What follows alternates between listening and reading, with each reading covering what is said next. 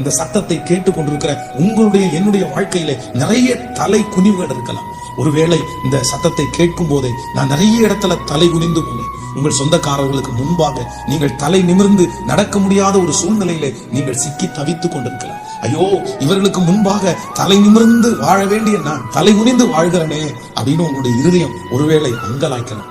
ஆனால் ஆண்டவர் இன்றைக்கு வாக்கு கொடுக்கிறார். 2000 ஆண்டுகளுக்கு முன்பாக தன்னுடைய தலையை அப்படியே சிலுவையிலே சாய்த்த ஆண்டவர் எதற்காக என்றால் குனிந்த உங்களுடைய தலையை நிமிர பண்ணும்படியாகத்தான் அவர் தலை குனிந்தார்.